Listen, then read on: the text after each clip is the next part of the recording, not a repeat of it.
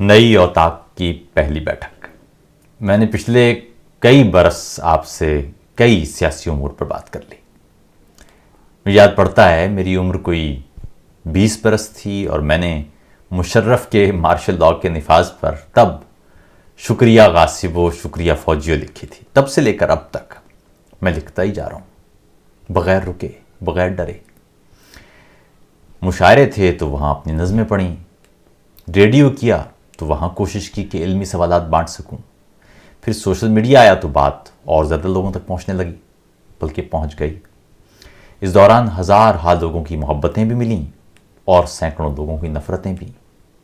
لوگوں نے گلے بھی لگایا، کئیوں نے دھتکارا بھی، بلکہ کئیوں نے تو دھمکیاں تک دیں۔ کوئی محبت سے خلوص سے ملتا تو اس کی محبت اور خلوص کندھوں پر اور بوجھ بڑھا دیتے۔ کوئی نفرت کرتا تو میں کائنات کے سب سے معتبر انسان کا طائف کی گلیوں سے گزرنا یاد کر کے اور اس پر اپنی کم مائگی اور کم وقتی سامنے رکھ کر مسکراتے ہوئے آگے بڑھ جاتا۔ قلم ہاتھ میں لینے والوں کو ہاتھ قلم ہو جانے کا ڈر لاحق ہو جائے تو قلم سے قصیدے پھوٹنے لگتے ہیں۔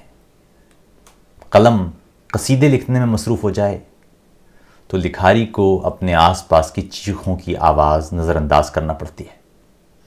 میں نے تاہم کوشش کی کہ اپنے قلم سے قصیدے نہیں لکھوں، چیخیں لکھوں، اپنے آس پاس کے لوگوں کی چیخیں۔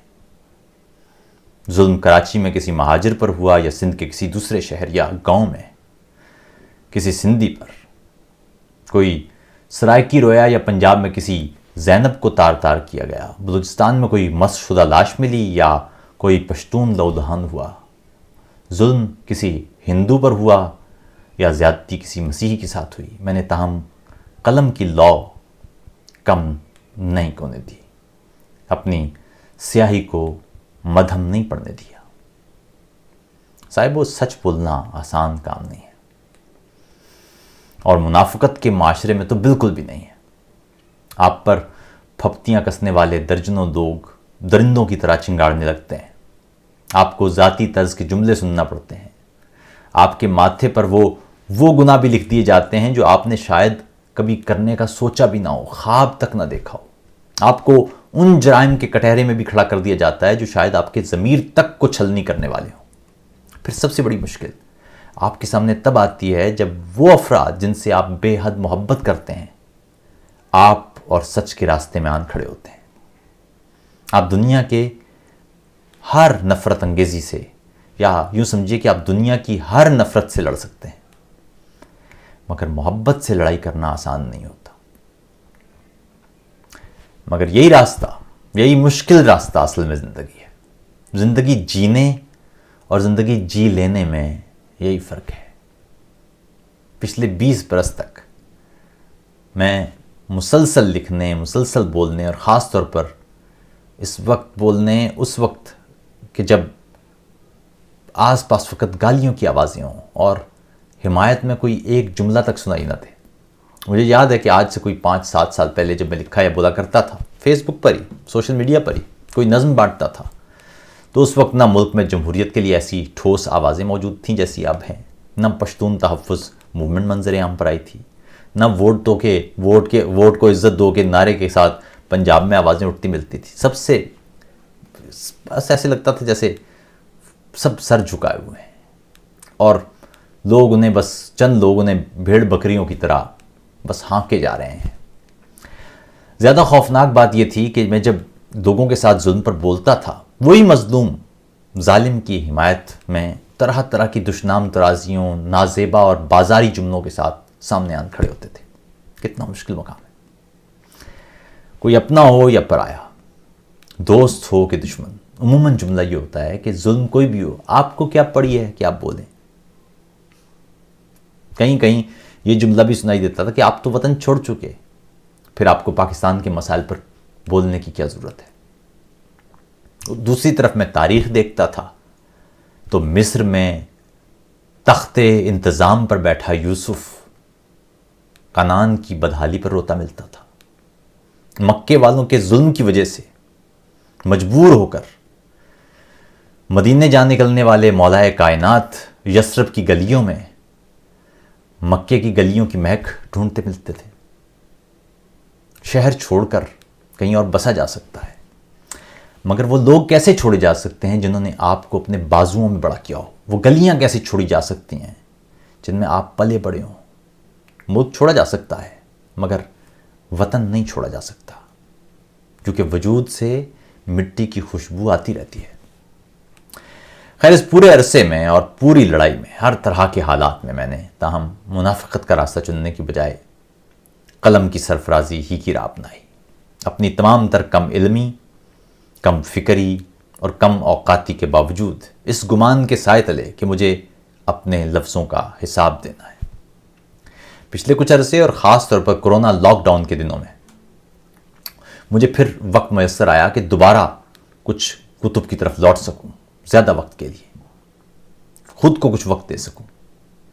اس دوران میں نے سوشل میڈیا سے فاصلہ اختیار کیے رکھا ہے. ایک بڑی بات سمجھ میں آئی، بڑی واضح سی بات.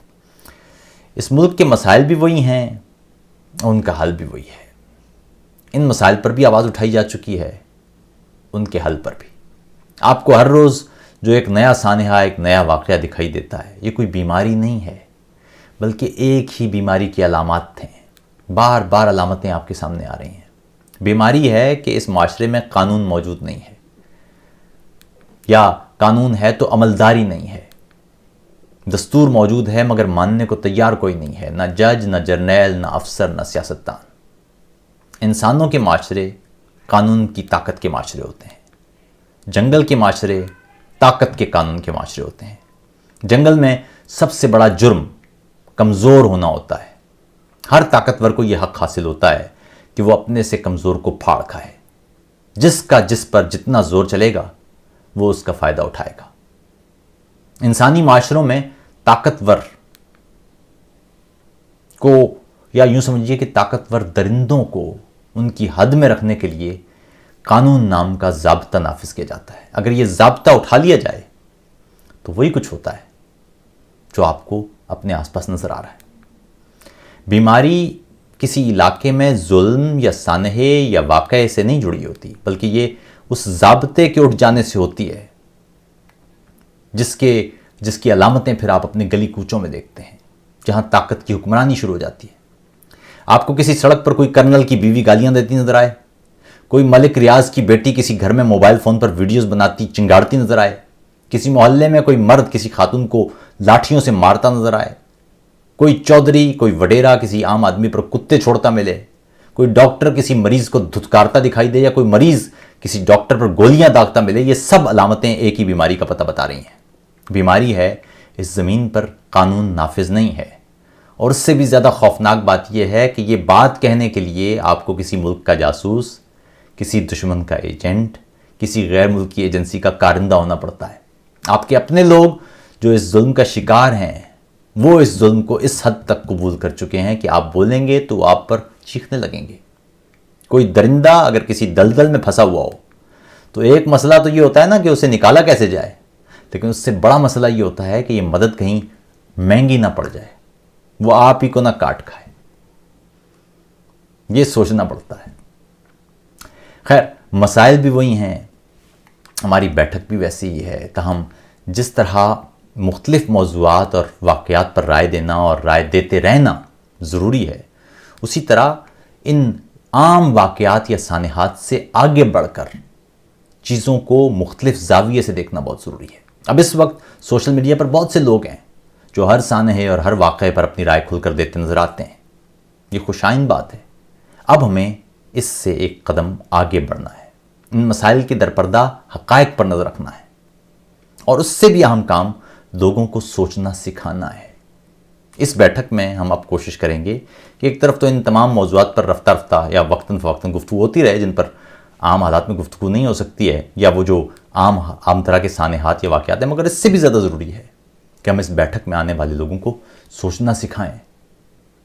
آپ یہ بیٹھک صرف دیکھنے اور سننے کے لیے نہ رکھیں، بلکہ اس بیٹھک میں آنے والے تمام لوگ سوال کریں، پوچھیں، اختلاف کریں اور سیکھیں۔ اب یہ بیٹھک سوچ اور خیال کا ایک نیا مسکن ہوگی۔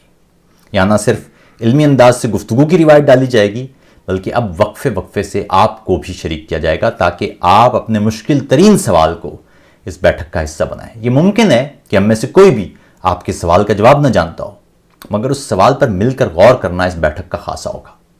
ابھی کچھ عرصے قبل ایک خاتون نے مجھے ٹویٹر پر میسج کیا کہ برائے مہربانی اس سماج میں رشتوں اور جذبوں کے حوالے سے تفصیل سے بات کریں، کیونکہ سماج میں ایک طرف رشتے ہیں، دوسری طرف انسانی جذبات ہیں، ایسے میں توازن کیسے ہوگا قائم اور زندگی بہتر کیسے بنائی جائے گی۔ اسی طرح تعلیم، نصاب تعلیم اور تعلیمی اصلاحات جیسے معاملات ہیں، یہ اس جیسے بہت سارے امور ہیں جو تفصیلی گفتگو کا تقاضا کرتے ہیں، جس میں میں تو اپنے وچار بانٹوں گا ہی، لیکن آپ کی رائے بھی بہت ضروری ہے۔